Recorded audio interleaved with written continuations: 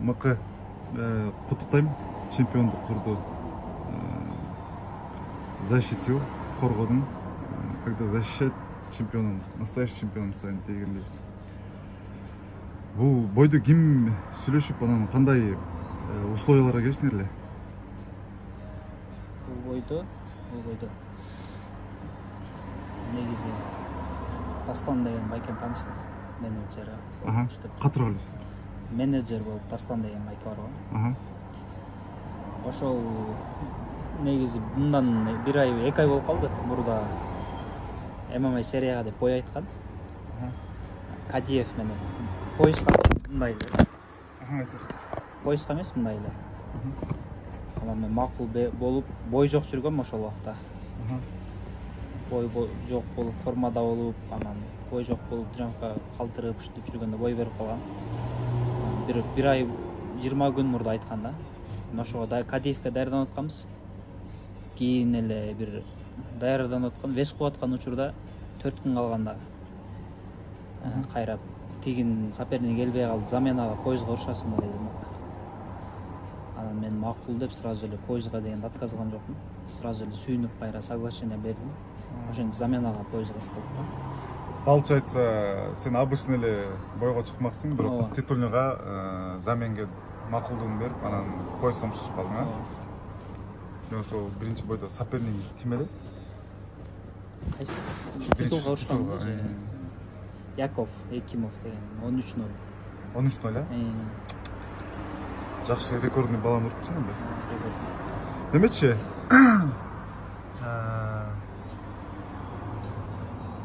сага ММА сервис как организация ал жаңыдан оборот алып берет. Кандай комфорттор түзүп берет сага? Негизи жатаканалары, условиялары жакшы эле, весканет эткенге. Зал бар, парлар бар, тамак аштары уюшма жакшы да барча. Ошол жакшы эле, негизи ошол эле керек. Ал бардык эле организацияда ошондой баягы условия бар. Бирок сага өзүңө жеке баягы чемпион катары. Сен деген как обычный рейтинговый бойго даярданып аткансың, бирок вдруг сен алардын титульный боюн сактап атпасың да. Туурабы? Андан сырткары сен чемпион болуп атасың.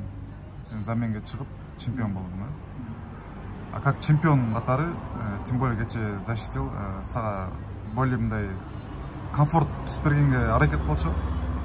Жок, андай болгон жок. Андай жокпу, Жакшы.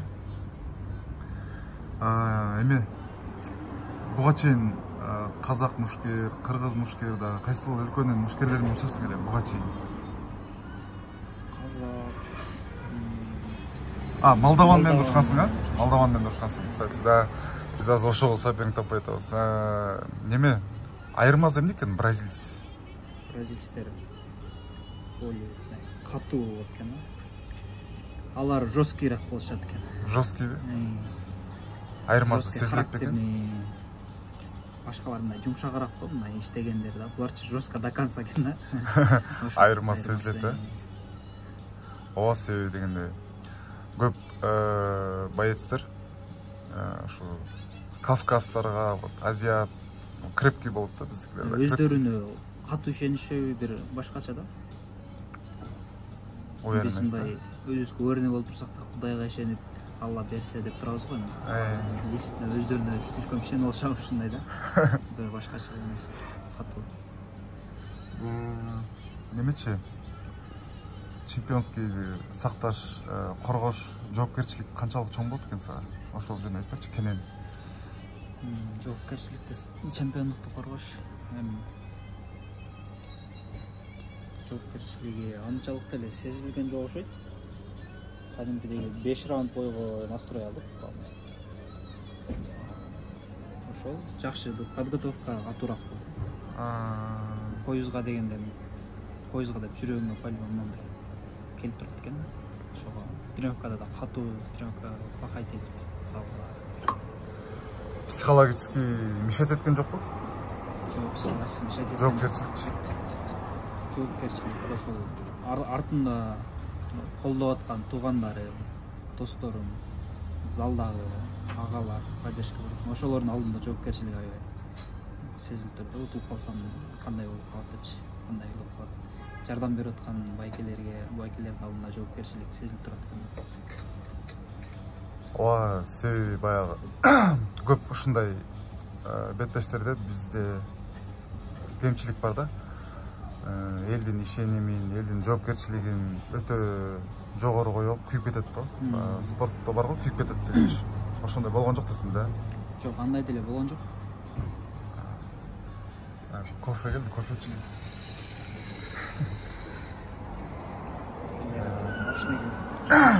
Ич.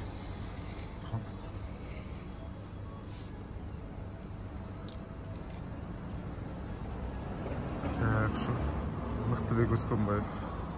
Кечээ бүгүн таң амал учуп келди. Азыр жолугуп, кичинекей маек куруп сиздер үчүн тартуулап коеюн деп атабыз. Бизде формат ушундай, эч кандай жасалмасы жок, мейкап жок. Естественно, как оно есть. Потому что азыр жасалмалар көп жерде өтпөйт.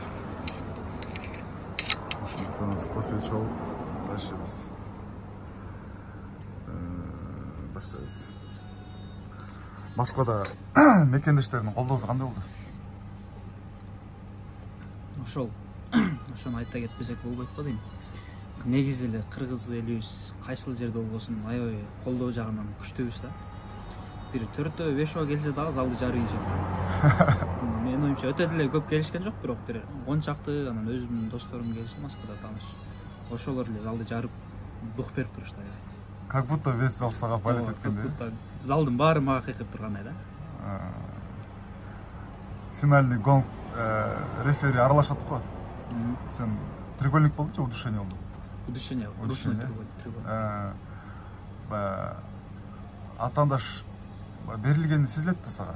Бошой түшөт, туурабы уже слабый. Сезилет да. Ошо кандай сезилет мисалы? Ал крепкий да мисалы. Ал дагы чемпион болоюн деп претендент болуп келатат да. Ошол акыркы моментте мисалы рефери келип аралашып токтоткон учурга чейинки где-то бир 20 секунд айтып берсең. 20 секунд да? Токтотконго чейинчи. Ал узун эле айтып берсем болбойбу? Айт, узун айт. Ал биринчи раундда мени нокаут кылам деп даярданып. То есть сени нокаут кылам деп даярданган? Борьбасы жакшы нокаут деп даярданыштыр алар. Мага тактиканы коюптур кадимкидей эле. Мен ошого биз уже гейм план өзгөрүп кетти да. Ошол жерден кармап биз дагы негизи стойкадан көрөйүн деп аткам, стойкадан карматкан жок да. Стойкадан неудобно экен аябай. Ошол экинчи раундда алып түшүп брейк урганда бошой түштү өзү. Үстүнөн контроль кылып брейк удары урганда бошошо түштү да. Анан сетка жакка жөлөнгөндө мен удушка кармаган, ал уже артынан тартат деп ойлоп алды окшойт. Арка жагын зачта болот да. Анан мен наоборот үстүнөн ручной треугольник кармап жат кысып баштаганда кадимкидей кислород жетпеген сезилип атты. Анан азыр кетет деп бутум ашырып алайын десем үстүмө чыккачтей болуп атты. Анан кайра бутум менен кысып кичине кыстым эле ошол жерден отказ берип сдача берип секундан келип алды. Алганга чейин дагы алганда да кое берген жокмун, бир аз тартып турдум, себеби до конца тартып кийин таптаган жокмун деп шалып кетпесин дедим да. Что до конца тартып экинчисинде таптаганда судья ажыраткандан кое бердим. Ошол жерде чувствоң кандай болду? Ошол жердеги чувствоем ал сөз менен айтып болбойбуз го. Ал андай таттуу нерсени эч жактан таба албайбыз да. Ушул беттешкечи эмне кемчиликтериңди сездиң? Кандай кемчилик? Ошо кемчилигиңди айтчы өзүңдөн.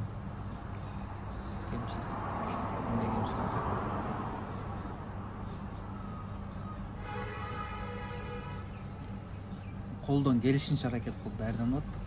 Кемчилигин эле айта албайм го. Ушу команда менен даярданып аттык залда. Кайсыл жагынан кемчилик келиш мүмкүн? Ошо болот го мындай, ушул жерден мынтсем болмок экен, тиндей кылсам болмок экен, бул жерден мындай кылсам болмок экен. Жөнөкөй ой сезилет. Бойдогу, Бойдо, даярдыкта бардык ушул бойго чейинки даярдыкта бир аз эме. Кичине нагрузканы азыраак кылсам болмок экен деп ойлоп. То есть нагрузка келтирип алдың, спад болуп кетти, Жок, спад деле болгон жок, мен өзүмдү көп кыйналдым да, бойго даярданам депчи. Көп кайтат болмокчу. Бул профессиональный спортточу, карьерада бул жолдо сен үчүн эң кыйын эмне? Кыйын нерсе. Вес агунга. Вес агунга. Бардык нерседен кечесиң, тамактан, таттуу, аябай жегиң келет, суу, айрыкча акыр күндөрү. Ачуу нерсе даже көзүңө, жаныңда бирөө бирдеке жеп атса да тамшанып карап турасың жегиң келет. Аябай элестетесиң азыр. Бойдон кийин моун жейм, бирок бойдон кийин уже той кыла аласың да. Аташеймечи. Утуп апаңа чалдыңбы же атаңа чалдыңбы? Апама чалдым. Сүйүндү? Ооба. Ыйладыбы? Жок, ыйлаган жок. Сүйүндү? Сүйүнөт. Мен апам айрыкча мени коркуп көрүп турат. Көрбөйт деле, коркуп турат да. Аман эсен болсо экен, эч-нерсе болбосо. Не болсо да, утулса да ишери, ден соолугу жакшы болсо экен. Ден соолугун тилеп турат дайыма. Ооба да, эне ошондой да. Атам бир аз эмерек. Наоборот, сени моундай урду го деп мени кек. Таякча утулуп калган. Наоборот, мотивирует да. Утулуп калган күндөр ошентирет. Тренировка кылбаптырсың да, даярданбапсың да деп турат. Жакшы. Кимдер менен даярдандың? Ким даярдады? Прям мындай. Целенаправленно бул бразильский, анан ушул жалпы эме защита үчүн. Общий балдар менен эле залда Омок братан Абдисаламов Кубанычбек байке өзү бизге ар дайым жардам көрсөтүп турат, көрбөзбү. Кандай иштеш керек экенин, бойлорун көрүп, кандай биринчи раунд кандай иштейсиң, экинчи раунд постоянно темп бериште деп айтат. Залда дагы постоянно темп берип, до конца иштегиле, вообще бошобогула деп. Бошосоңор травмалансың деп советтерин айтып турат. Ушу тренировкада дагы жардам болот. Өзү боец болуп бойго даярданып турса да бизди кошо даярдап турат да. Тренер болбосо дагы тренердин ролун ойноп турат.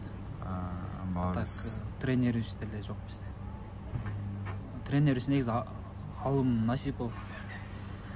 Ал деле күрөш жагынан көргөзүп турат, келип мисалга поддержка тренер эле болбосо башка жактан дагы поддержка берип турат. Негизи бойду жакшы түшүнгөн адам Абдисаламов Кубанычбек бизде.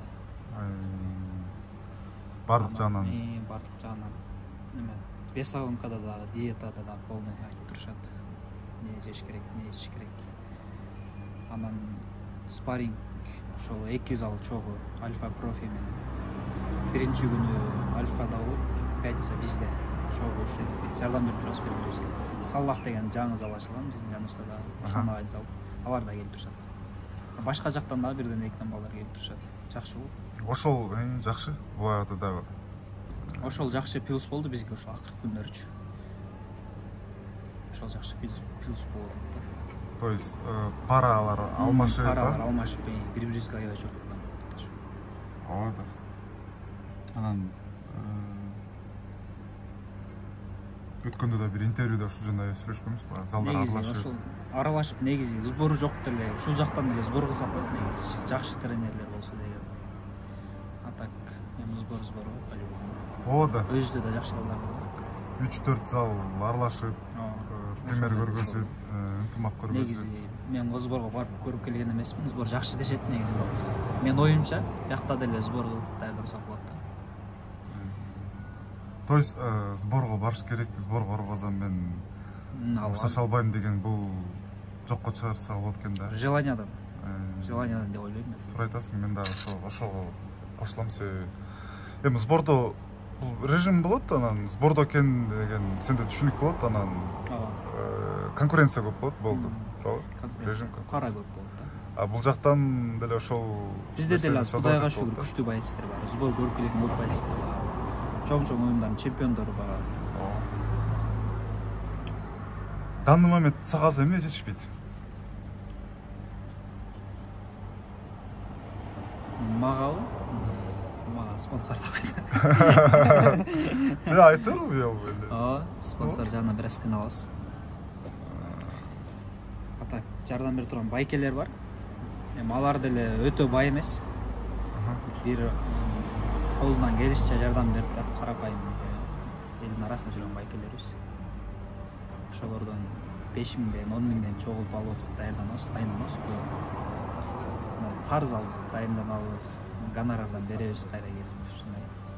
Кафелерде тааныштарыбыз болсо карызга тамашып турабыз. Бойго чейин, бойдон кийин келип төлөп ушундай. Главный так болуш керек да, дайыма төлөп туруш керек, анан туктап кетсең бербей алып. То есть тамак жеп уктатпаш керек дейсиң да? Совет айтып койчу кийинки спортсмендерге да ушу уктатпагыла деп. Уктаткандар жок деле болуш керек го негизи. Уктатпай жакшы түз мамиле кылсаң кайра кийин да жакшы берип турушат да. Ооба да. Тактык сактык. Расход эсептеп бербейсиңби? Примерно. Ушул даярдык. Мен могул боюма дайынданганыма 50.000 расход кетти го. Сом, 50.000 сом. Это эптеп тартышып атыпчы. Тамактарын карызга жеп атпайчы. Акыркы бес кылып аткан убакта только такси менен жүрүп каласың, ошого да көп акча кетип калат. Кыйналып каласың. По Москву же биякта? Жок, бияктачы. Москвада го бекер. Ушундай учурда жана машиналар, дос-балдар жумушу көбөйүп калат, алар көбөйүп калат. Бошой калат. Анан жакшы байк, өткөндө өзүнө кыйналган, могусунда бир байкем чыгып калды жакшы. Ошондон сурасам машинесин берди. Ошо 10 күндөй айдап турдум да, Весовокко акыркы. Анан утуп келсең, баягы дос-балдардын машинасы жуулуп, тазаланып, тосолганып, досуң родной. Акчалар көбүп чай алып коюп калат. Анан вес кылып атканда да чай алып берип калган достор рахмат. Вес кылып атканда чай ичпейли досуң деп калышат. Эми бул эме да жашоодогу закон ченемдүү ушул экен да адамдарда. Кээ бирлер тамашалап айтышат да. Кээ бирлер деп билбейм, атайын айтышат. Жаңы баштаган спортчуларга конкреттүү кеңешим? Жаңы баштаган спортчуларга конкреттүү кеңешим баштаганда туура башташ керек. Спорттон көңүл албай турганда туура спорттон баштап, туура тренировка кылыш керек, туура жакшы адамдардан совет угуш керек. Ошол андай аракет кылыш керек, только алдыга спорт кылам десе, только спортто жашаш керек ошо. Башка ишим бар эле, жумушум бар эле, кечинде кызым бар эле дегендер болбош керек. Андай нерселерди унутасың да. Той деген нерселерди деле биз деле дос 2-3 дос балам үйлөндү, унутуп дос тойлоруна да барган жокпуз кече бойго да. Ушундай ситуациялар болуп калат.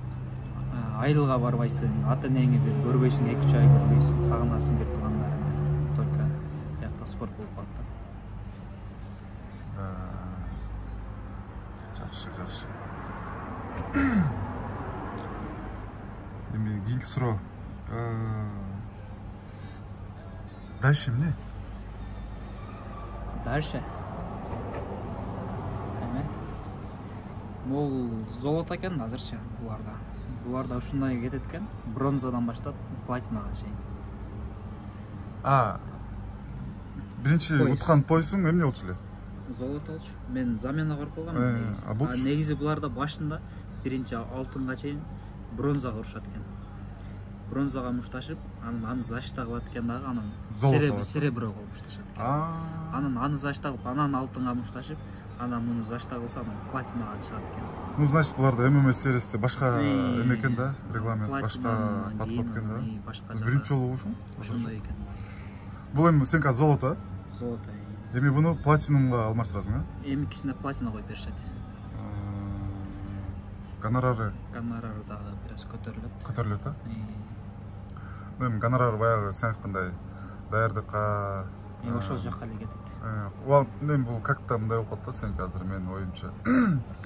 Даярдыгыңа витаминизацияга, экипировка, майда чүйдө баягы расход, тамак аш бардыгына тияктан бияктан убактылуу карызга алып, анан бойдон мушташып утуп келип гонорарды алып келип туруп анан кайра ошол алган карыздарды жаап саласың туурабы?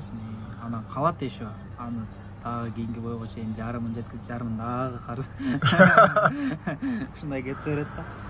Пока бир жакшы гонорарга жетмейинче ушундай болот окшойт деп ойлоп атам. Эмечи? Чоң организацияларга жеткенче. Голод жоготпош үчүн кандай кылыш керек? Эмне? Голод жоготпош үчүн алдыңда селиң болушуң керек. Ошол селге жетем деп постоянно аракет кылып туруш керек. Анан бат-баттан колдон келсе бой өткөрүп туруш керек.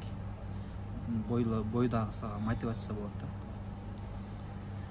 Анан көп урушпай калдың уже жоготосуң. Мотивацияны жоготосуң. Көп чыкпай калсаң жоготосуң. Элдер дагы сага мурункудай кайрылбай калат да. Сен унутуп калат уже. Всегда на ходу туруш керек да? Эми таанылып баштап келет анан кайра артка кетсең уже кайра артка тартып кете бересиң да. Наоборот, постоянно алдыга кетип туруш керек. Постоянно элге күндөн күнгө жакшы таанылып баштай бериш керек да. А уже токтоп калдың же артка кетип калдың уже кайра мындай желанияң кетип эч кимди тааныбай спорттон кайтсамбы деп каласың да.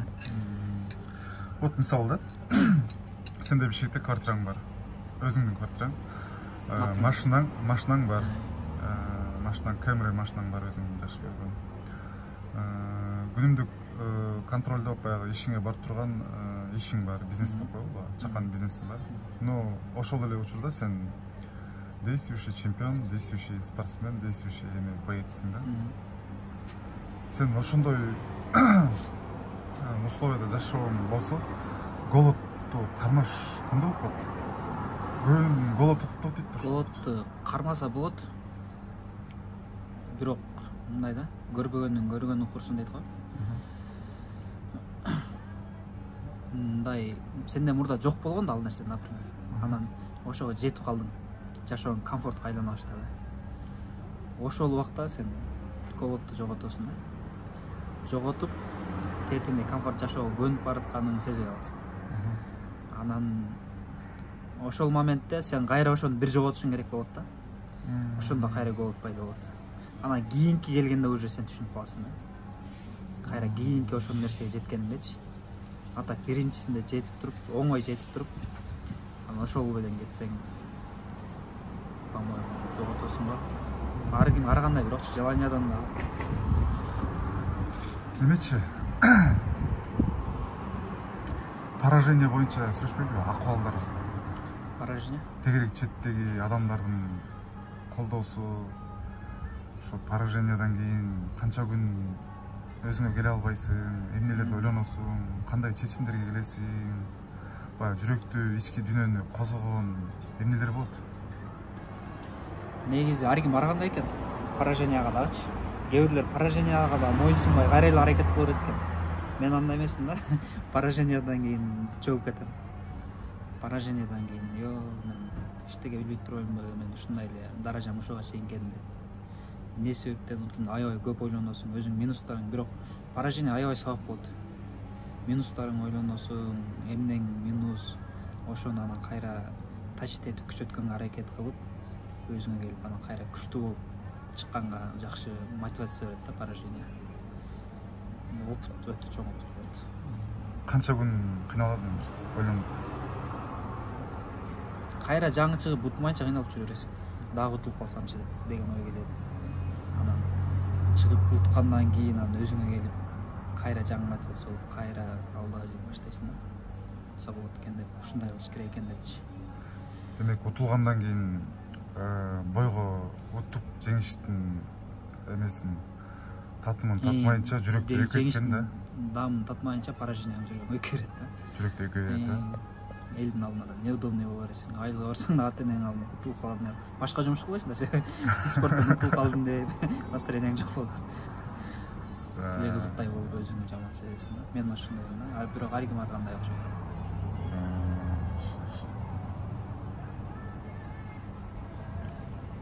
Ошол анан в конце бирок мындай жакшы сөз сүйлөп, сен негизи жакшы сүйлөп берет экенсиң. Көбүнчө могу мен негизи биринчи жолу интервью берип атам. Койчу. Потому что сен экөөбүз эмес да, таанышпыз да. Ошон үчүн жалп айтасың да. Мындай эме жок да берде. протокольный эме жок, чисто кенен болуп атат. Свободно отуп эң жакшы да. Мага да жазып атышат ушу. Негизи көп эмени ачат экенсиң депчи, көп адамдарды сүйлөтөт экенсиң депчи. Ошондуктан эме куттуктайм дагы бир жолу жеңишиң менен. Эми да эң негизгиси бар. Кыргызда эң кыргыз эле эмес негизи эле. По-моему, адам баласында го дейм. Дөлөттү кармаш, дөлөт бул билесиң да. Звездный болезнь, ушул нерсени туура колдонуп, өзүңдүн жашооңо, өзүңдүн карьераңа кемчилик алып келбегендей убакытты өткөрүп, звездный болезнь болбо, эң негизгиси. Дөлөттү көтөрө бил да. Биз кыргыз эли бат көтөрөбүз, анан ылдый оор түшүрөбүз да, аябайчы. Ошондуктан эң негизги кеңеш ошол дөлөттү кармай бил. Анан ыраазычылык сөздөрүңдү айтып койсоң болот. Ыраазычылык кимге? Кимге? Ыраазычылык. Кимге ыраазысың? Биздин өзүбүздүн залдагы спорт клубунун залындагы акелерибизге, алым агайыбызга, Абдисаламов Кубаныч байкебизге, биздин башыбызды бириктирип, ар дайым алдыга сүйрөп турган достор, ошо залдагы досторума, спарринг партнерлор, мүкөлдөрүбүзгө ыраазычылык билдиребиз. Бойлорубузга бири-бирибизге дайыма жардам берип турушат. Кимдин бою болбосун жардам берип турабыз, барыбыз бири-бирибизге. Ошого ыраазычылык. Анан боюга дагы, колунда жок болсо дагы өздөрүн байдай сезип жардам берип турган жердеш туугандарыбызга, Сатикеев Чодарбек, Аска деген акебиз бар. Алда Аска деген акебиз бар, алда чалып, дайыма чалып турат, эмне жетпей атат деп. Ошол колунан келишинче ошол да жардам берип турат. Акчасы жок болсо, карыз калып болсо да жардам берип турат бойдун алдында. Ошол өздөрү спортты түшүнгөн адамдар. Ошолорго ыраазычылык билдирем. Досторума мындай сөз менен поддержка берип турушат. Менеджерге да ыраазычылык айт. Менеджерге ыраазычылык. Что бой жок болуп турганда бою таап берип мага жардам кылган. Чемпион кылып койду. Менеджерибизге Дастан байкеге рахмат, ыраазычылык. Ошол сизге ыраазычылык. Жок, эми мага эмне кыласың? Негизи эме сиз дагы бойдун алдынан жакшы поддержка берип турасыз, жардам берип. Эме жакшылыкты унутпаган, жакшылыкты баалаган адам эме экен да. Жакшы кетет экен да. Нахалдуу кетет экен, ошон үчүн жакшылыкты унутпайлы. Ар дайым баягы сый болуш керек. Эмне болбосун, адам бойдон калып. Ошондуктан сага кеңешим ошол. Өс, өнүк, кет. Биз эмиктаналы, кол чабалы, бер жактан көкүрөк чаап туралы. Рахмат. Все, рахмат, кофе ичем.